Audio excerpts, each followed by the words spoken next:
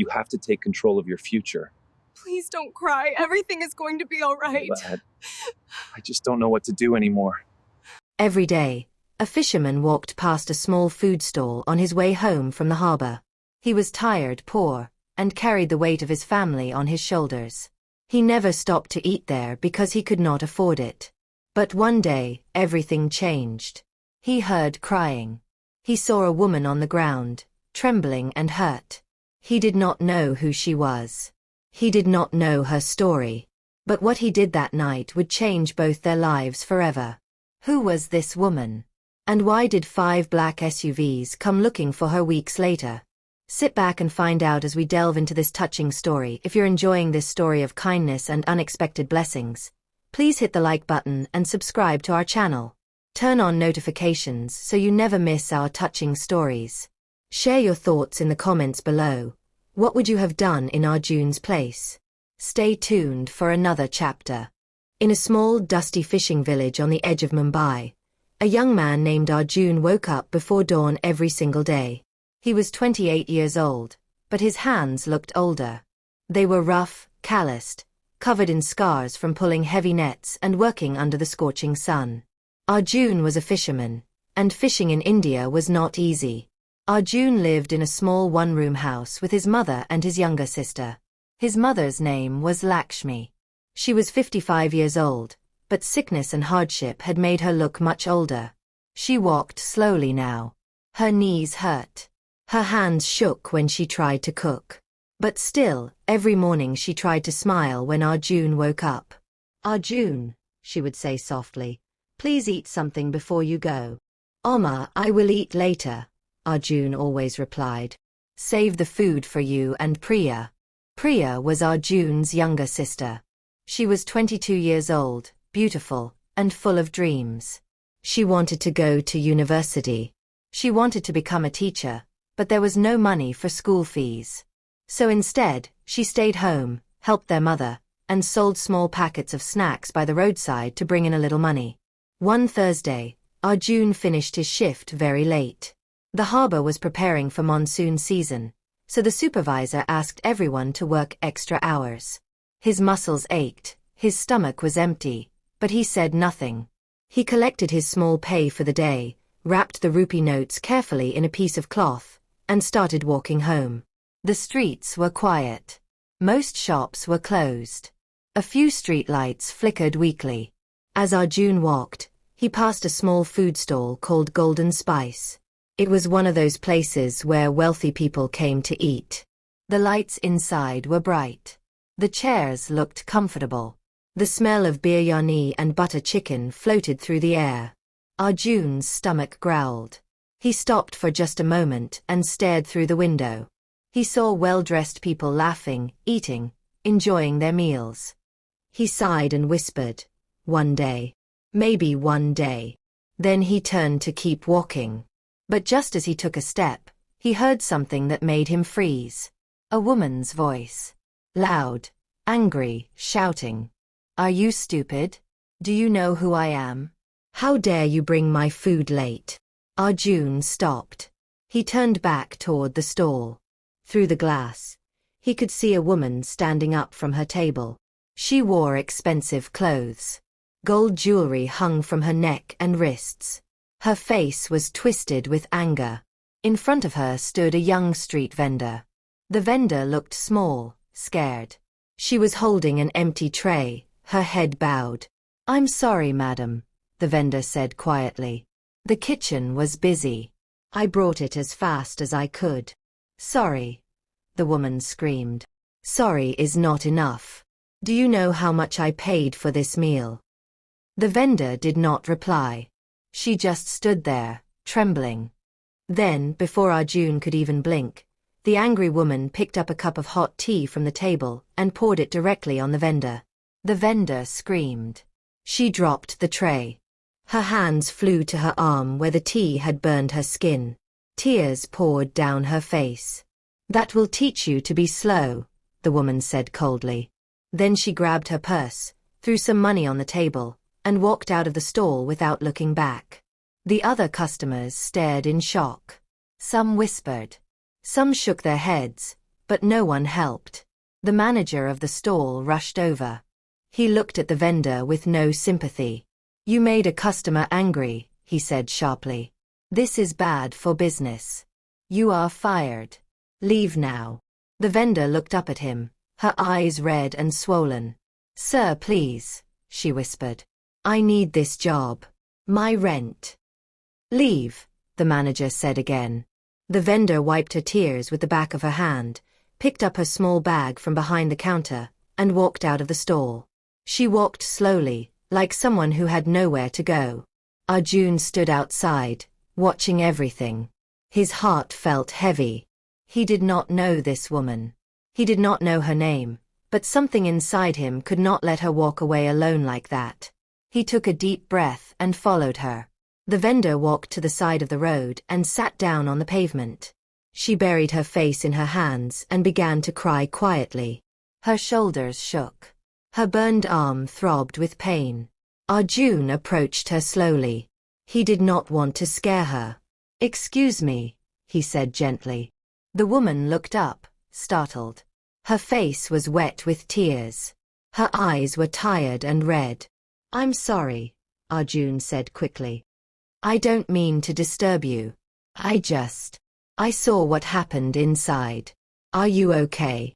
The woman stared at him for a moment. Then she looked down again. "I'm fine," she whispered, but her voice cracked. Arjun sat down beside her, keeping a respectful distance. "You don't look fine," he said softly. She did not reply. "My name is Arjun," he continued. "I was walking home when I saw that woman pour hot tea on you. That was very wrong. I'm sorry that happened to you." The woman looked at him again. This time her eyes softened a little. "Thank you," she whispered. "What is your name?" Arjun asked. She hesitated. Then she said quietly, "Maya." "Maya," Arjun repeated. "That's a beautiful name." Maya wiped her face with the back of her hand. "I lost my job," she said, her voice breaking. "I have nowhere to go. I cannot pay my rent. I don't know what to do." Arjun's chest tightened. He understood that feeling. He understood what it meant to have nothing. "Where do you stay?" he asked. "I was renting a small room," Maya said. "But I am already 2 months behind on rent. The landlord said if I don't pay by tomorrow, he will lock me out." Arjun thought for a moment. He looked at Maya's burned arm. He looked at her tear-streaked face. He thought about his mother and Priya back home. Then he made a decision. "Maya," Arjun said gently, "I don't have much, but I have a home. My mother and my sister live with me. It is not big. It is not fancy. But if you need a place to stay tonight, you can come with me." Maya's eyes widened. "What?" she whispered. You would do that for me?" "Yes," Arjun said simply. "No one should be alone on the streets at night. Come, let me help you." Maya stared at him for a long moment. Then slowly, she nodded. "Thank you," she whispered. "Thank you so much." Arjun stood up and offered her his hand.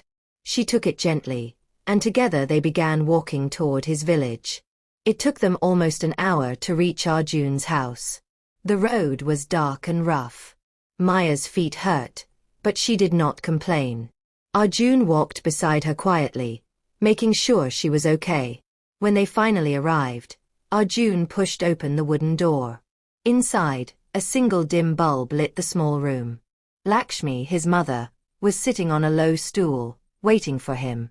"Arjun," she said with relief. "You are back. I was worried." Then her eyes fell on Maya. She stood up slowly, confused. "Who is this?" "Oma," Arjun said gently. "This is Maya. She lost her job tonight.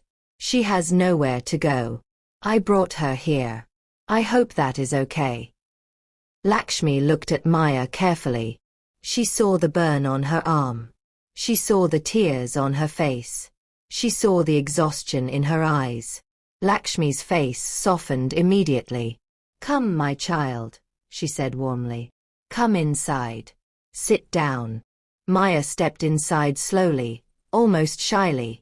Thank you, Amma, she whispered. At that moment, Priya came out from behind the curtain that separated their sleeping area. She looked at Maya with surprise. Brother, who is she? Her name is Maya, Arjun said. She needs help. We are going to help her. Priya looked at Maya for a moment. Then she smiled gently. Welcome, Maya. My name is Priya. Maya's eyes filled with tears again, but this time they were not tears of pain. They were tears of gratitude. Thank you, she whispered. Thank you all so much. Lakshmi moved quickly. Priya, bring water. Arjun, get the small mat. Maya, sit down. Let me see your arm. Maya sat on the wooden bench. Lakshmi gently examined the burn on her arm. She clicked her tongue softly. This is bad, she said. But I have something that will help.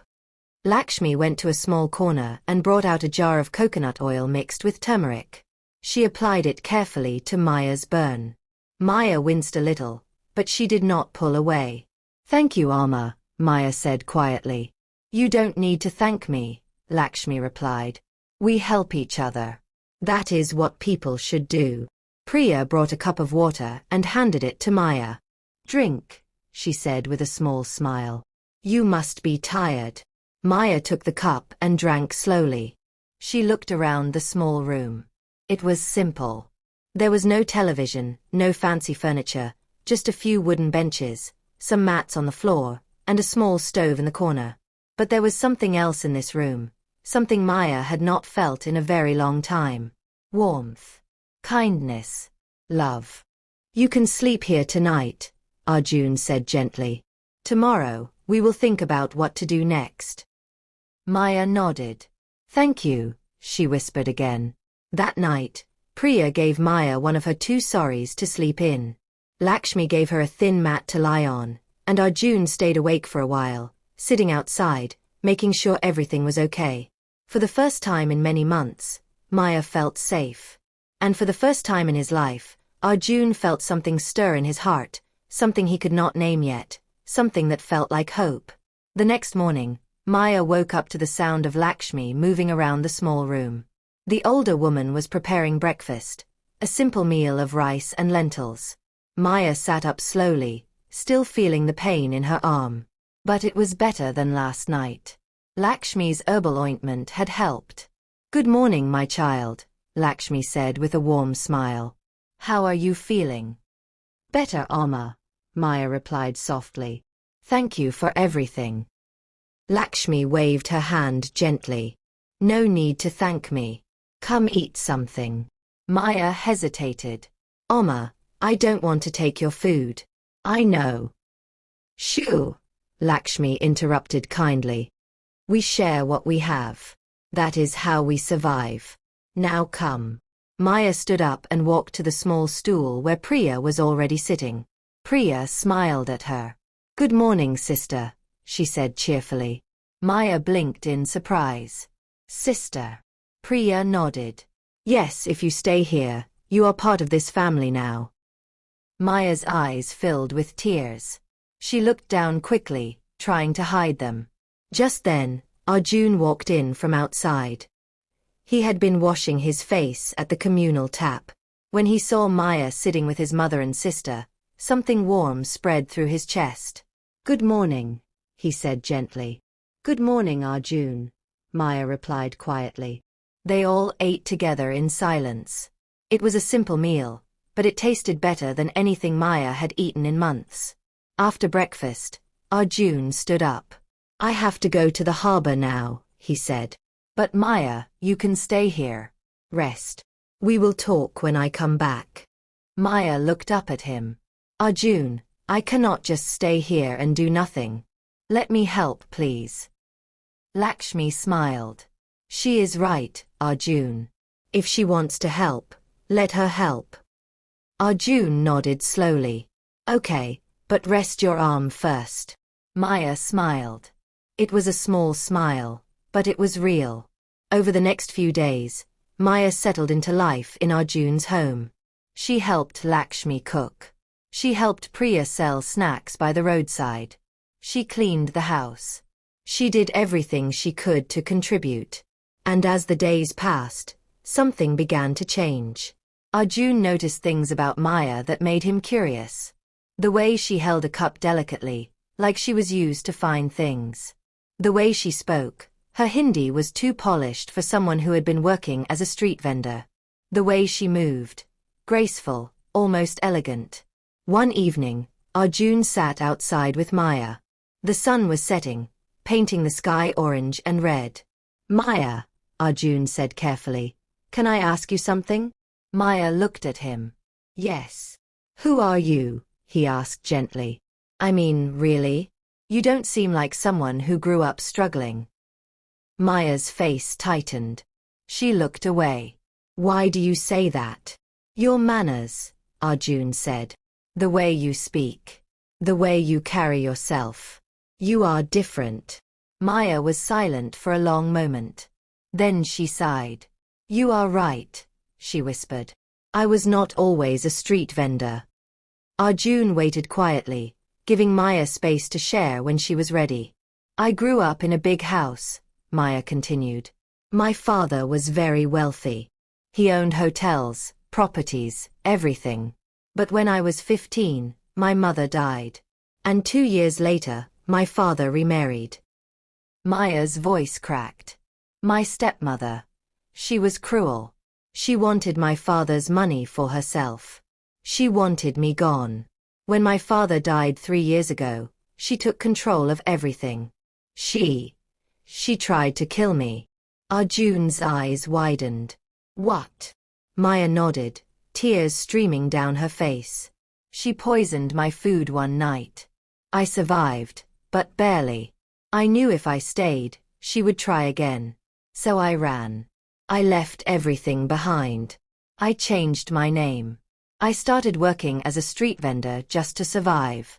I thought if I stayed hidden, she would forget about me." Arjun reached out slowly and held her hand. "Maya, I'm so sorry." "My real name," Maya whispered, "is Maya. Maya Sharma. My father was Rajesh Sharma." Arjun froze. Even he, a poor fisherman, had heard that name. Rajesh Sharma was one of the richest men in India before he died. You are his daughter," Arjun whispered. Maya nodded. "But I have nothing now. My stepmother took everything. So I am just Maya now. Just a girl trying to survive." Arjun squeezed her hand gently. "You are more than that," he said softly. "You are strong. You are brave. And you are safe here." Maya looked at him, her eyes full of emotion. And in that moment, something passed between them, something deeper than words. Over the next few weeks, Maya and Arjun grew closer. They talked every evening. They laughed together. They worked together. Lakshmi and Priya saw it too. They saw the way Arjun looked at Maya. They saw the way Maya's face lit up when Arjun came home. One night, Priya whispered to her mother, "Oma, I think brother is falling in love." Lakshmi smiled softly. "Yes, my child. And I think she is falling in love too." But happiness, as Arjun knew too well, never lasted long. One Friday afternoon, Maya was outside helping Priya sell snacks when 5 black SUVs pulled up in front of their house. The vehicles were big, shiny, expensive. They looked completely out of place in the dusty fishing village. Priya grabbed Maya's arm. "Sister, who are those people?" Maya's face went pale. Her hands began to shake. "No," she whispered. "No, no, no." The doors of the SUVs opened. 8 men in black suits stepped out. They were tall, muscular, serious. One of them held a photograph in his hand. He looked at Maya and nodded. "Miss Sharma," the man said firmly. "We have been looking for you." Maya stepped back. "I'm not going with you. Your stepmother sent us," the man continued. "She wants you back home. Now." No, Maya shouted. I won't go back. She tried to kill me. The man's expression did not change. That is not our concern. We were hired to bring you back. Come willingly, or we will take you by force. Priya stepped in front of Maya. You cannot take her. She is with us now. One of the men pushed Priya aside roughly. She stumbled and fell. At that moment, Arjun came running from the harbor. He had seen the SUVs from a distance and knew something was wrong. Stop! Arjun shouted. He ran toward Maya, but two men grabbed him. Arjun! Maya screamed. Arjun struggled. Let her go. She doesn't want to go with you. One of the men punched Arjun hard in the stomach. He fell to his knees, gasping for air. Arjun! Maya cried. She tried to run to him, but the men grabbed her arms. No, please, Maya begged. Don't hurt him. Please. The men dragged Maya toward the SUV. She kicked. She screamed. But they were too strong. Lakshmi came running out of the house, shouting, Leave her alone. She is just a child. But no one listened. Arjun tried to stand up, but another man pushed him back down. Stay out of this, the man warned.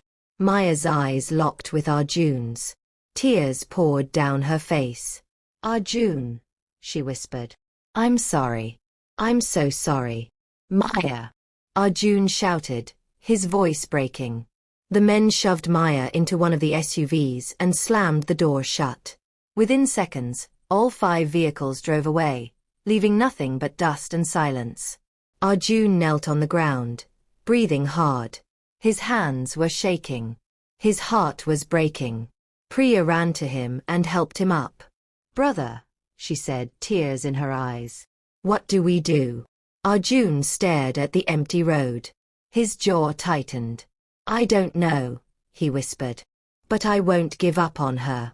Lakshmi placed her hand on his shoulder. That girl loves you, Arjun. And you love her. Don't let them take her away. Arjun nodded slowly.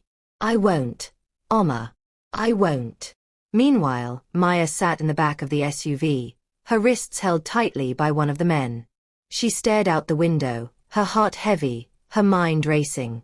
She thought about Arjun, about Lakshmi, about Priya, about the small house that had become her home. I will come back, she whispered to herself. I promise. I will come back. The SUVs drove for hours until they reached a massive mansion in South Mumbai. The gates opened automatically, and the vehicles pulled into the compound. Maya was dragged out and taken inside. The house was enormous. Marble floors, crystal chandeliers, expensive paintings on the walls. But Maya felt no comfort here. This was not home. This was a prison. A woman appeared at the top of the grand staircase. She was in her 40s, dressed in designer clothes, her face cold and beautiful.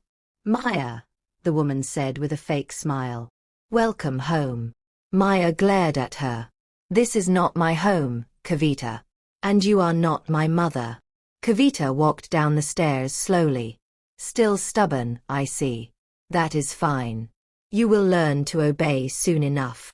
I will never obey you, Maya said firmly. Kavita's smile faded. You think you are strong now? You think living with those poor people gave you courage? She stepped closer. You are nothing, Maya. This house, this money, everything belongs to me now. And you will do what I say. Maya looked her stepmother in the eyes. And for the first time in years, she did not feel afraid. Living with Arjun, Lakshmi, and Priya had changed her. They had shown her what real strength looked like. Real kindness. Real love. No, Maya said quietly. I won't. Kavita's face twisted with anger. Lock her in her room, she ordered the men. No food, no water. She will learn. The men grabbed Maya and dragged her upstairs. They threw her into a large bedroom and locked the door from outside. Maya stood in the middle of the room, breathing hard. But she did not cry. Instead, She walked to the window and looked outside. Somewhere out there, Arjun was thinking about her. She knew it. "I will fight back," Maya whispered. "I will get out of here. And I will go back to him." For the first 3 days in the mansion, Maya refused to eat. Every meal Kavita sent up, Maya left untouched at the door. Her stomach ached with hunger, but she would not give Kavita the satisfaction of breaking her. On the 4th day, Kavita came to Maya's room herself. She opened the door and stared at the plates of untouched food. "You think starving yourself will change anything?" Kavita asked coldly. Maya sat by the window, her back straight, her face calm. "I am not trying to change anything," she said quietly. "I am just choosing not to accept anything from you." Kavita's jaw tightened. "You are being childish." "No," Maya said, turning to look at her stepmother. "I am being strong. There is a difference." Kavita stepped closer, her heels clicking on the marble floor. "You think you are strong? You think hiding in that dirty fishing village made you tough? You are still the same weak girl I tried to get rid of years ago." Maya stood up slowly. She walked toward Kavita until they were face to face. "You are wrong," Maya said, her voice steady. "That village taught me what you never could. It taught me that real strength does not come from money or power. It comes from love. From family. From people who care about you, even when you have nothing." Kavita's face twisted with anger. "Those people used you. They saw you as a meal ticket." "No," Maya said firmly. "They saw me as a human being. Something you never did." Kavita raised her hand as if to slap Maya, but Maya did not flinch. She stood her ground, staring directly into Kavita's eyes. Kavita's hand froze in midair. She lowered it slowly, breathing hard. "I will break you," she whispered. "One way or another." "You can try," Maya said calmly. "But you will fail." Kavita turned and stormed out of the room, slamming the door behind her. Maya stood there for a moment, her heart pounding, but her spirit unshaken. She walked back to the window and looked out at the sprawling compound. "Hold on, Arjun," she whispered. "Just a little longer." That night, Maya could not sleep. She lay on the large bed, staring at the ceiling. The room was beautiful, expensive curtains, soft sheets, air conditioning. But it felt like a prison. She thought about Arjun's small house. The thin mat on the floor. The sound of Lakshmi humming while she cooked. The way Priya laughed at silly jokes. The warmth of sitting together under one dim bulb. Tears rolled down Maya's cheeks. "I miss them," she whispered into the darkness. "I miss my family." Meanwhile, back in the village, Arjun could not sleep either. He sat outside on the wooden bench, staring at the empty road where the SUVs had driven away. Priya came outside and sat beside him. "Brother, you have not eaten since morning." "I'm not hungry," Arjun said quietly. "Brother, starving yourself will not bring her back." Arjun looked at his sister. "Priya, what if I never see her again? What if they hurt her?" Priya took his hand. "Brother, that girl is strong. Stronger than you think. She survived her stepmother once. She will survive again. But what if?" "No," Priya interrupted gently. "No what ifs. You must have faith. You must believe that God will bring her back to you." Arjun nodded slowly, but the fear in his heart did not go away. On the 5th day in the mansion, Kavita changed her strategy. She stopped trying to starve Maya or threaten her. Instead, she tried something different. She brought a lawyer to Maya's room. The man was dressed in an expensive suit, carrying a briefcase. He looked nervous. "Good morning, Miss Sharma," the lawyer said carefully. "My name is Mr. Patel. I am here to discuss your father's estate with you." Maya looked at him suspiciously. "I have nothing to discuss with you." "Please," Mr. Patel said. "Just hear me out." Kavita stood by the door, her arms crossed, watching. Mr. Patel opened his briefcase and pulled out several documents. Your stepmother has prepared an agreement. If you sign these papers, you will receive a monthly allowance of 500,000 rupees. You will have your own apartment. You will have freedom to live your life. And in exchange? Maya asked coldly. In exchange, you give up all claims to your father's estate. Everything, the businesses, the properties, the investments, will remain under your stepmother's control. Maya stared at the papers for a long moment. Then she looked up at Kavita. You think I am that stupid? Kavita's face remained emotionless. It is a generous offer, Maya. Take it. No, Maya said simply. Mr. Patel shifted uncomfortably. Miss Sharma, please reconsider. This is a very good deal. I said no, Maya repeated, her voice rising. My father built that empire with his own hands. He built it for me, not for her. And I will never, ever give it away. Kavita's calm mask cracked. You ungrateful little. Ungrateful. Maya shouted, standing up. You tried to poison me. You stole everything my father worked for. And now you want me to just hand it over with a smile. Mr. Patel quickly gathered his papers. I think I should leave. Yes, Maya said, glaring at him. You should. The lawyer hurried out of the room. Kavita stood there, her face red with fury. You will regret this, Kavita said through gritted teeth. No, Maya said calmly. You will. Kavita stormed out and locked the door again. Maya sat back down, her hands trembling, but her resolve stronger than ever.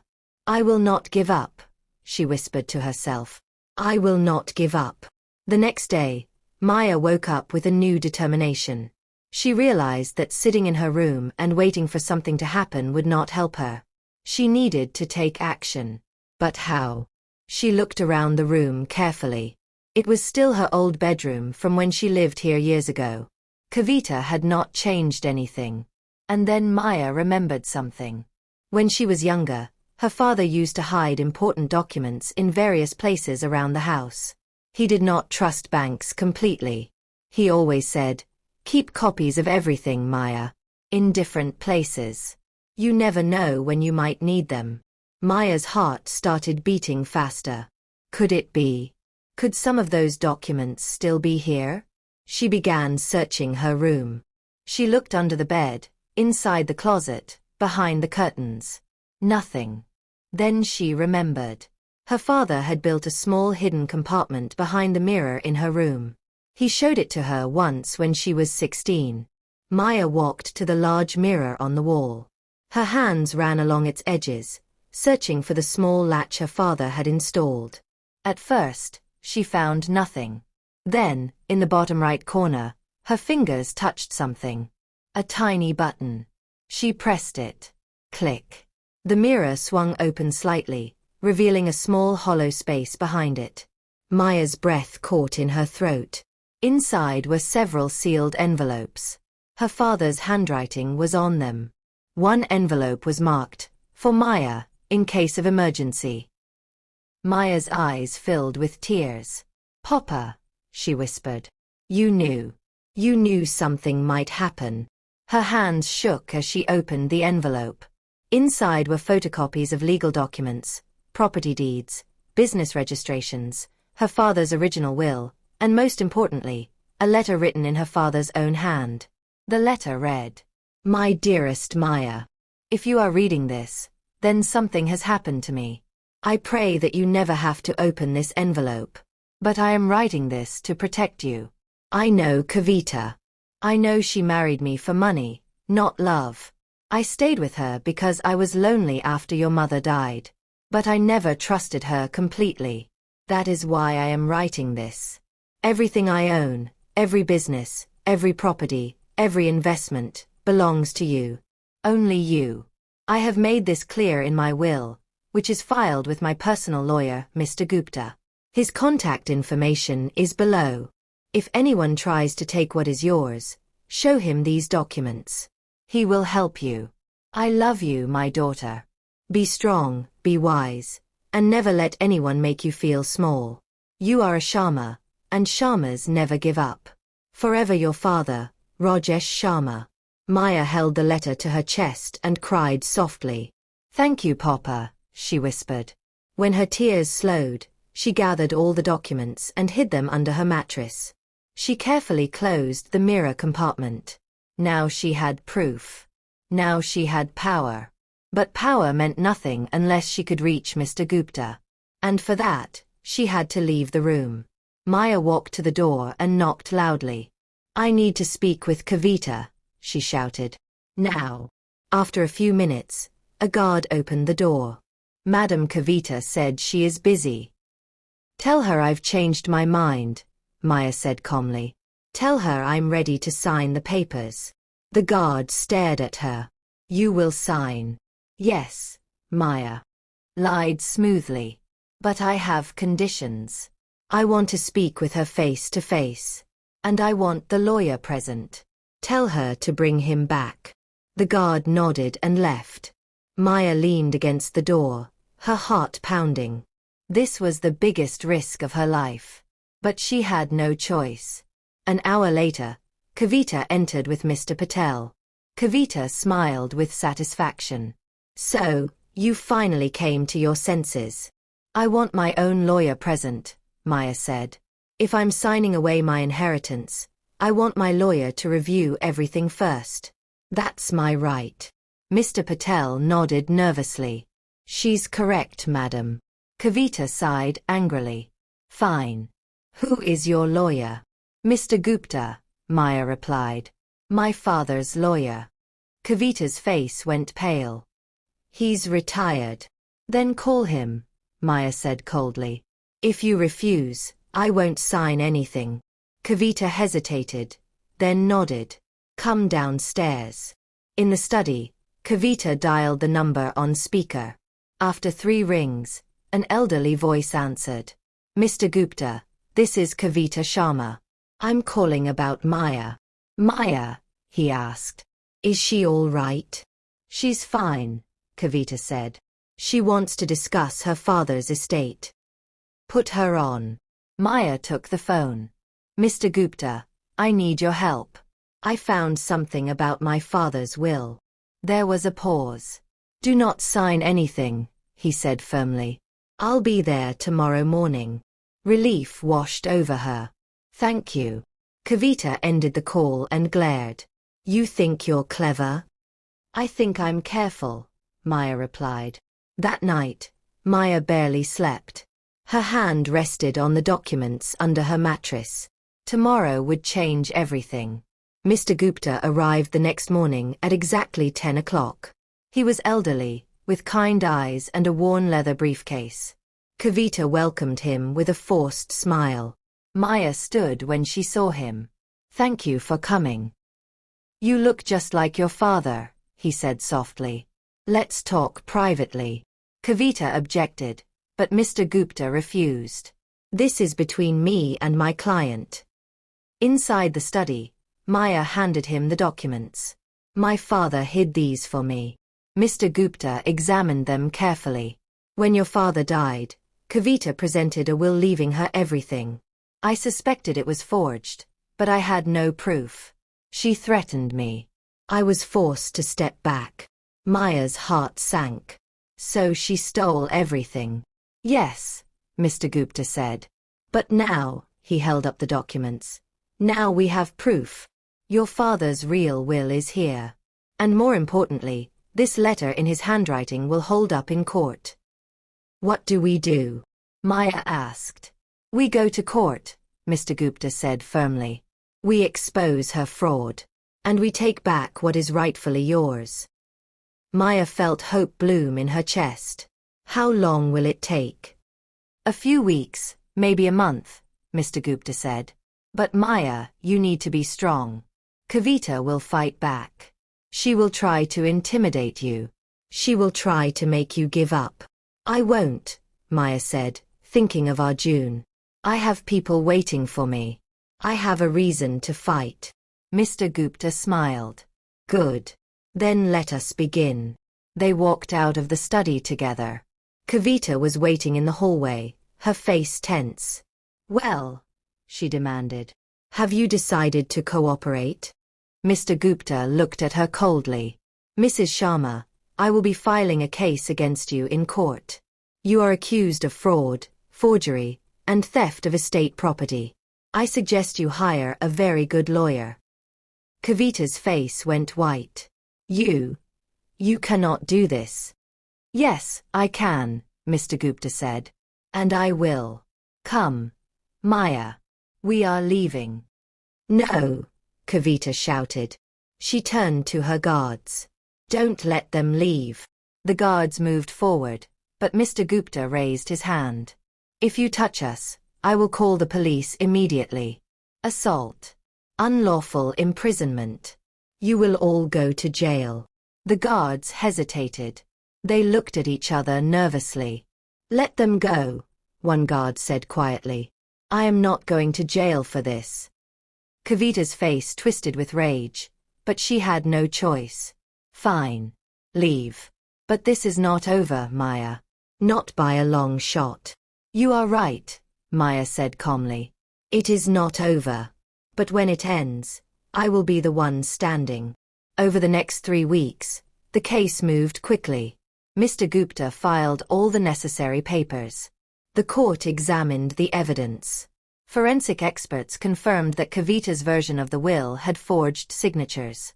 Meanwhile, Kavita hired the most expensive lawyers in Mumbai. They tried everything: delays, technicalities, intimidation tactics. But Mr. Gupta was experienced. He knew every trick. And he had truth on his side. Finally, the court date arrived. Maya wore a simple blue kurta. She walked into the courtroom with her head held high. Kavita was already there, surrounded by her lawyers, wearing expensive designer clothes and jewelry. The judge entered. Everyone stood. The case began. For 3 hours, lawyers presented evidence. Documents were examined. Expert witnesses testified. Kavita's lawyers tried to poke holes in the evidence, but they failed. The proof was too strong. At the end of the hearing, the judge looked directly at Kavita. Mrs. Kavita Sharma, the evidence clearly shows that you forged documents to steal your late husband's estate. The original will clearly states that everything belongs to his daughter, Maya Sharma. Kavita's face went pale. Therefore, the judge continued, I hereby declare that all properties, businesses, and assets of the late Rajesh Sharma are to be immediately returned to Miss Maya Sharma. Additionally, you are ordered to pay damages for 3 years of illegal control. And finally, you are hereby charged with fraud and forgery. You will remain in custody pending trial. 2 police officers moved forward and placed handcuffs on Kavita's wrists. You are under arrest, one officer said. As they led Kavita away, she looked back at Maya with pure hatred in her eyes. This is not over, she screamed. I will destroy you. Maya watched her calmly. No, Kavita. It is over. And you have already destroyed yourself. After Kavita was taken away, Mr. Gupta turned to Maya with a warm smile. Congratulations, my dear. Your father would be very proud. Maya hugged him tightly. Thank you, sir. Thank you for believing in me. Now, Mr. Gupta said gently, what will you do? Maya looked out the courthouse window. She thought about Arjun, Lakshmi, and Priya. She thought about the small fishing village that had given her everything when she had nothing. I know exactly what I need to do, she said softly. The next day, Maya stood in the mansion alone. It was hers now. All of it. The servants had lined up, waiting for instructions. The lawyers had handed her keys to everything: bank accounts, properties, businesses. She walked through the massive house slowly. Her footsteps echoed on the marble floors. She stood in her father's study and looked at his photograph on the wall. I did it, Papa, she whispered. I got it all back. But as she stood there surrounded by luxury and wealth, she felt empty. Because none of it meant anything without the people she loved. She picked up her phone and made one call. Prepare the car, she said. I am going back to the village. The next morning, 5 SUVs pulled up in front of Arjun's small house once again. But this time, the atmosphere was different. Arjun was outside carrying a bucket of water when he saw the vehicles. His heart stopped. He dropped the bucket. "No," he whispered. "Not again." Priya ran out of the house, her face filled with fear. "Brother, they're back." Lakshmi came to the doorway, her hand on her chest. But then the door of the first SUV opened, and Maya stepped out. She was wearing simple clothes. Her hair was tied back. She looked exactly like the Maya they had known. Arjun's mouth fell open. "Maya." Maya walked toward him slowly. Her eyes were wet with tears. "Arjun," she said softly.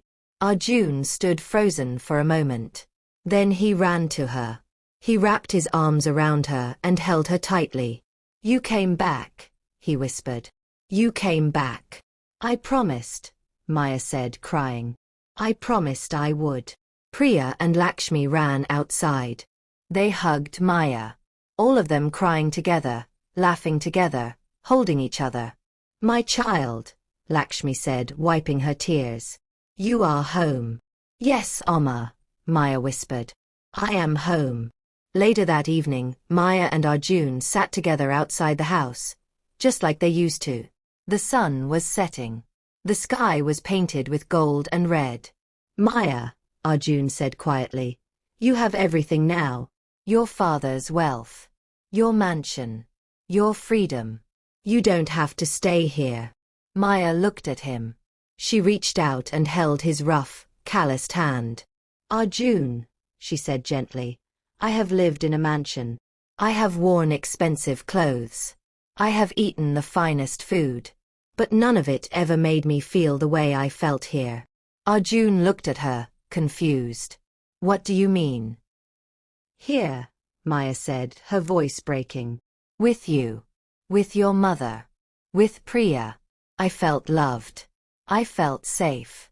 I felt like I belonged. That is worth more than all the money in the world." Arjun's eyes filled with tears. "Arjun," Maya continued, "you are the most honest, kind, and good man I have ever known. You saved me when no one else cared. You gave me a home when I had nowhere to go. You loved me when I was nobody." She paused, then looked into his eyes. "Arjun, will you marry me?" Arjun blinked in shock. "What?" Maya smiled through her tears. "I know it is supposed to be the man who asks. But I don't care about tradition. I care about you.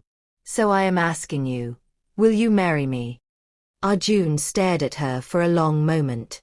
Then he let out a small laugh, shaking his head in disbelief.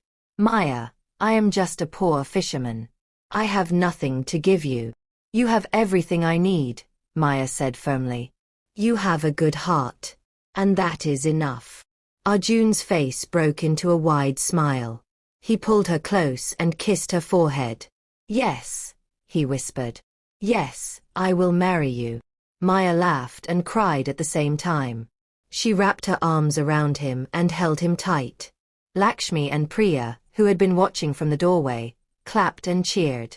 "Praise God!" Lakshmi shouted. "My son is getting married." Priya jumped up and down with joy. "Sister Maya is staying. She is staying." Over the next few weeks, Maya began making changes. But not the kind of changes people expected. She did not take Arjun away from the village. Instead, she brought the village up. She built a new school with trained teachers and free tuition for all the children. She built a medical clinic with doctors and nurses who worked for free. She paved the roads. She installed street lights. She created jobs for the men and women who had been struggling for years. They got married in a simple ceremony in the village. Maya wore a white sari, but not an expensive one. Arjun wore a clean kurta and dhoti. Lakshmi cried tears of joy. Priya sang a beautiful song. The whole village came to celebrate. There was food, music, laughter. It was not a rich person's wedding. It was something better. It was real. It was full of love. After the wedding, Maya and Arjun moved into a new house she had built in the village. It was not a mansion. It was a comfortable, simple home with enough rooms for them, for Lakshmi, and for Priya. One evening, Arjun and Maya sat on the porch of their new home, watching the children play in the new school playground. Arjun, Maya said quietly, do you ever regret it?